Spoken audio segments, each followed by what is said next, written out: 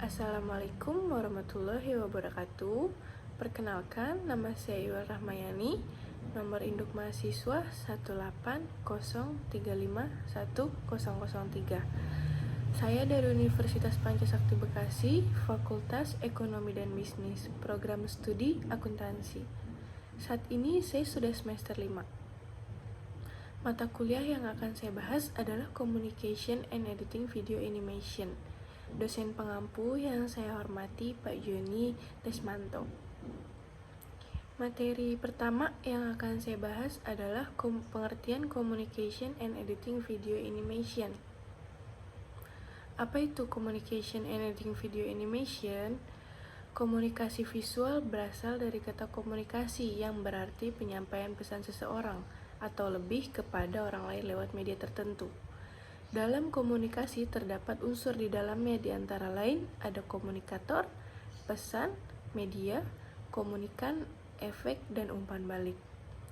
Visual berarti gambar dan juga bisa diartikan sebagai suatu penggambaran, segala sesuatu yang dapat terlihat secara kasat mata. Jadi, komunikasi visual dapat diartikan penyampaian pesan seseorang atau lebih kepada orang lain lewat media tertentu melalui bahasa gambar. Gambar sebagai kekuatan utama dalam menyampaikan pesan kepada orang lain. Materi yang kedua, persepsi, sensasi, dan atensi. Pengertian persepsi.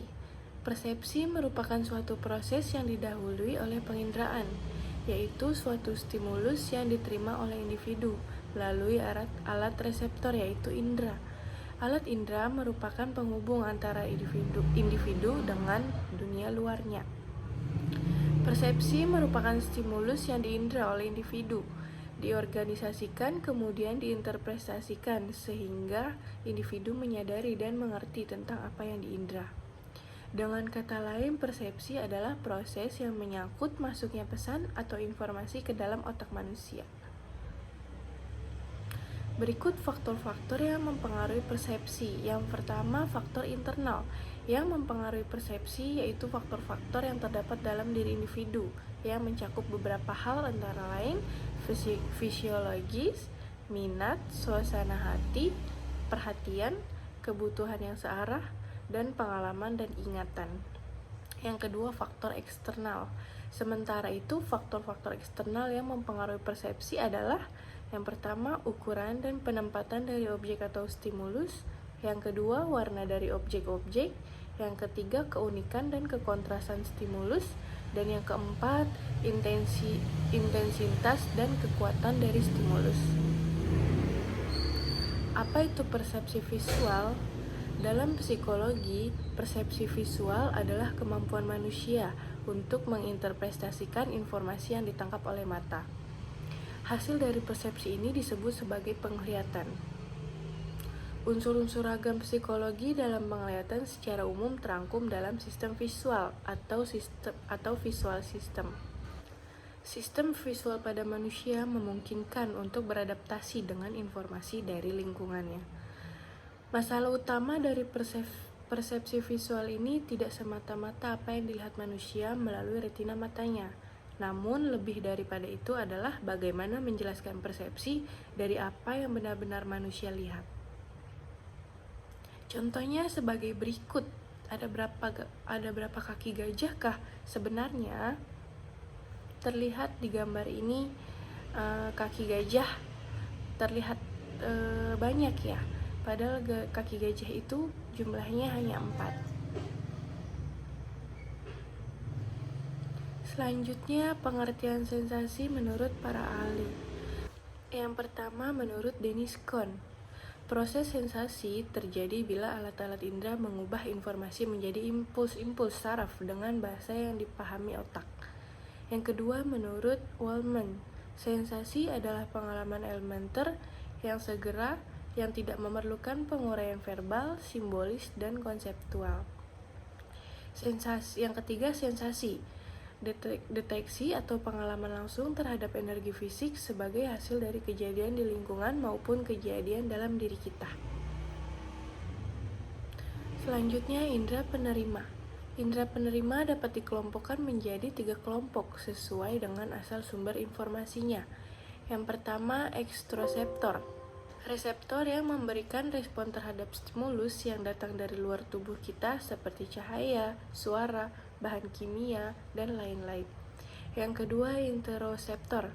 Reseptor dari sistem saraf otonom dan disebut juga viseroseptor yang memberikan peran sadar dan mempunyai fungsi regulasi. Yang ketiga, proprioseptor. Reseptor yang terutama berfungsi untuk regulasi dan hampir sensasi seluruhnya adalah mekanoreseptor yang memberikan sinyal tentang kecepatan dan besarnya regangan dan tegangan otot. Proses penginderaan, yaitu yang pertama alat indera menghubungkan organisme dengan lingkungan. Yang kedua, proses sensorik, mekanisme kerja alat indera dalam menerima informasi dari lingkungan. Dan yang terakhir, sensasi, proses sensorik yang berkaitan dengan alat-alat indera. Selanjutnya, atensi. Berikut definisi atensi. Yang pertama, pemutusan pikiran pada suatu objek dan pada saat yang sama, seseorang mengabaikan objek lain. Yang kedua, pemrosesan secara sadar sejumlah kecil informasi dari sejumlah besar informasi. Yang ketiga, kecenderungan manusia untuk fokus pada sensori stimuli tertentu dan mengabaikan stimuli yang lain. Yang keempat, pemusatan pikiran dalam bentuk yang jernih dan gamblang terhadap suatu objek simultan atau sekelompok pikiran. Dan yang kelima adalah pemusatan kesadaran. Berikut sifat-sifat atensi. Yang pertama, mental manusia yang terbatas memproses rangsangan yang ada. Kemudian manusia membutuhkan bantuan otak untuk memproses rangsangan tersebut. Yang kedua, mengarahkan suatu informasi tertentu, mempercepat proses mental mengolah suatu rangsangan. Dan yang ketiga, semakin tua seorang manusia, maka kemampuan atensinya akan semakin tinggi. Berikut ada juga jenis-jenis atensi, yaitu ada selective attention, focus attention, divided attention, sustained attention, dan lack of attention. Proses atensi dibagi menjadi dua, yaitu proses sadar dan proses tidak sadar. Berikut fungsi atensi. Terdapat 3 fungsi dalam mengendalikan atensi terkendali. Yang pertama, deteksi sinyal yang bertugas untuk mendeteksi kemunculan dari rangsang khusus. Yang kedua, atensi selektif, yaitu memilih suatu rangsangan tertentu dan mengabaikan rangsangan lainnya. Dan yang ketiga, atensi terbagi, yaitu menempatkan sumber daya atensi secara bijaksana untuk mengkoordinasikan pelaksanaan beberapa tugas sekaligus. Materi yang ketiga adalah menerapkan prinsip-prinsip seni grafis dalam desain komunikasi visual untuk multimedia. Berikut bahan ajar multimedia menerapkan prinsip-prinsip seni grafis dalam communication and editing video animation untuk multimedia. Yang pertama, estetika desain grafis. Yang kedua, sketsa. Yang ketiga, menggambar perspektif. Yang keempat, menggambar objek. Dan yang kelima, menggambar ilustrasi. Desain grafis adalah suatu bentuk komunikasi visual yang menggunakan gambar untuk menyampaikan informasi atau pesan seefektif mungkin. Dalam desain grafis, teks juga dianggap gambar karena merupakan hasil abstraksi simbol-simbol yang bisa dibunyikan. Desain grafis diterapkan dalam desain komunikasi dan fine art. Seperti jenis desain lainnya, desain grafis dapat merujukan kepada proses pembuatan, metode merancang, produk yang dihasilkan atau rancangan, ataupun disiplin ilmu yang digunakan. Seni desain grafis mencakup kemampuan kognitif dan keterampilan visual, termasuk di dalamnya tipografi, ilustrasi, fotografi, pengolahan gambar, dan tata letak. Batasan media. Desain grafis pada awalnya diterapkan untuk media-media statis seperti buku, majalah, dan brosur. Sebagai tambahan, sejalan dengan perkembangan zaman, desain grafis juga diterapkan dalam media elektronik yang seringkali disebut sebagai desain interaktif atau desain multimedia. Batas dimensi pun telah berubah seiring perkembangan pemikiran tentang desain. Desain grafis bisa diterapkan menjadi sebuah desain lingkungan yang mencakup pengolahan ruang.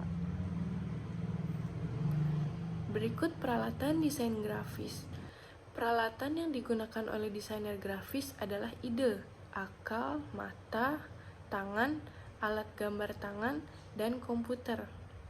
Sebuah konsep atau ide biasanya tidak dianggap sebagai sebuah desain sebelum direalisasikan atau dinyatakan dalam bentuk visual.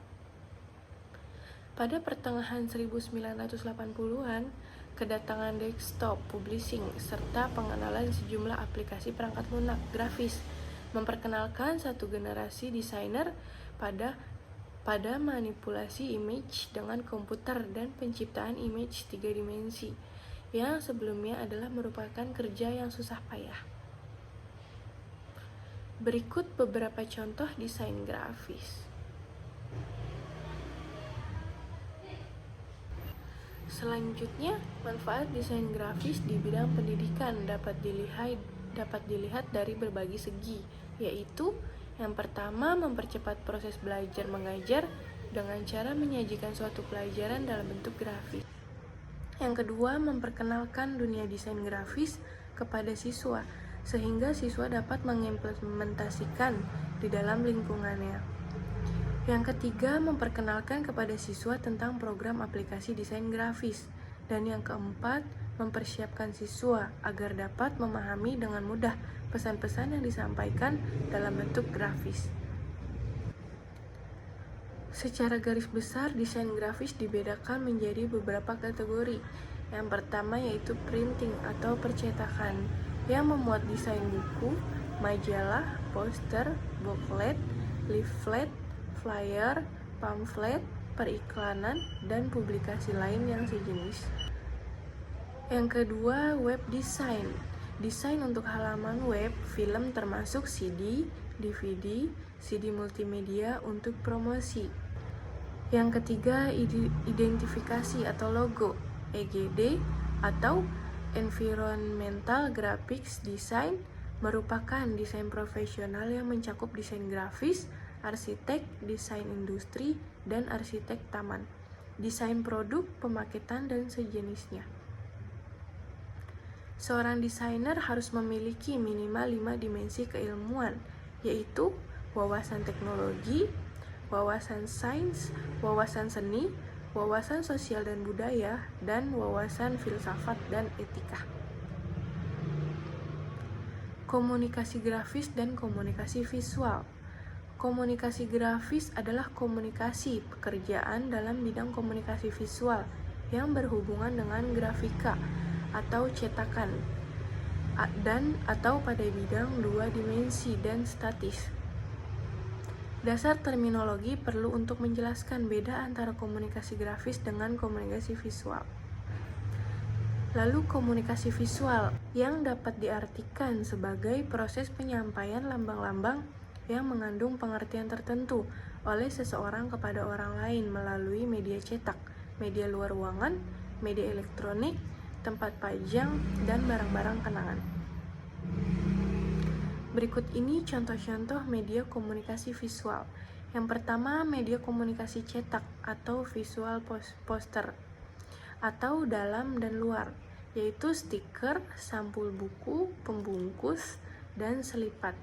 Yang kedua, media luar ruangan, yaitu seperti spanduk, papan nama, umbul-umbul, neon box, neon sign, billboard, baliho, mobil box, dan lain-lain. Yang ketiga, media elektronik, radio, televisi, internet, film, program video, dan animasi komputer. Yang keempat, tempat pajang, yaitu etalase, point of purchase, desain gantung, dan floor stand. Yang kelima, barang kenangan, yaitu kaos, topi, payung, gelas, aneka souvenir, tas, dan lain-lain. Berikut langkah-langkah dalam proses desain grafis. Yang pertama, menganalisis audiens. Yang kedua, menentukan tujuan Anda pesan. Yang ketiga, memutuskan di mana dan bagaimana Anda akan muncul. Yang keempat, menetapkan tujuan.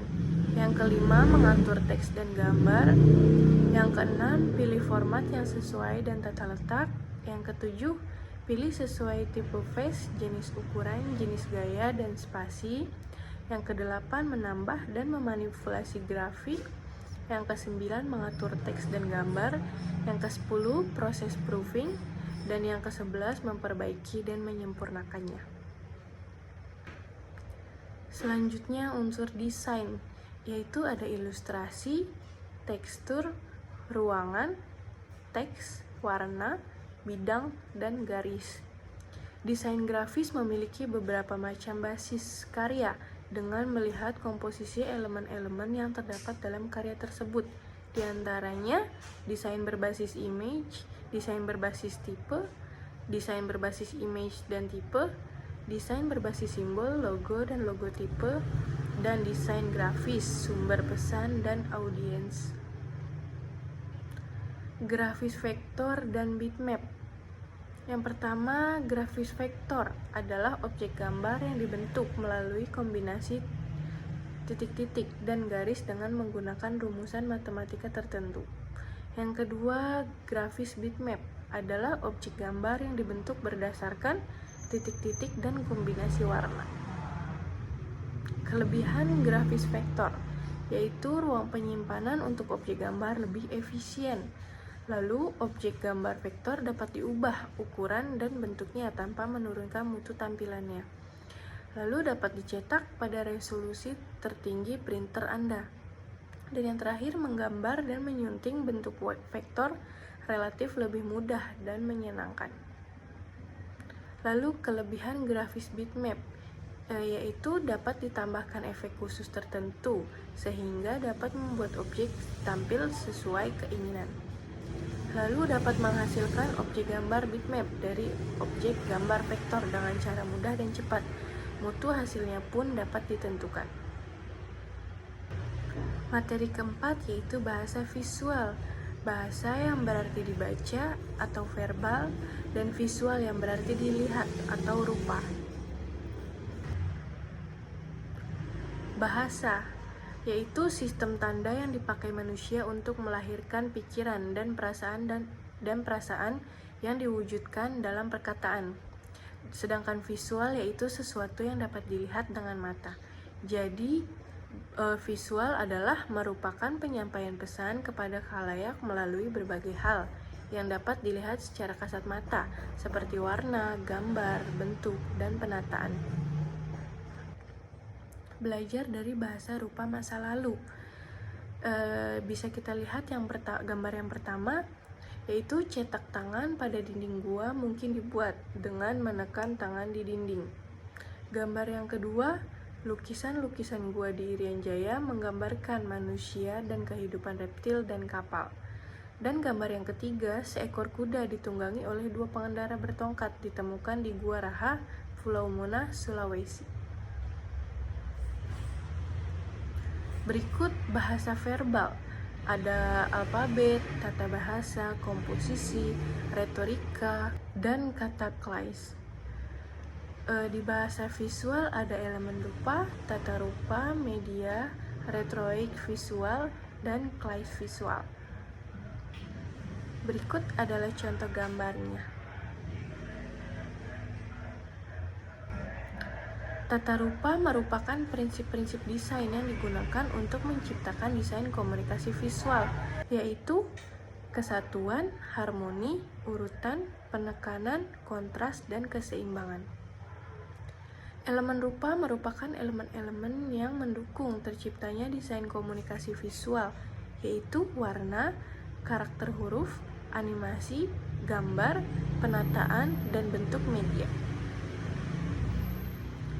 Retorika visual dalam desain komunikasi visual merupakan karya yang bersifat propaganda.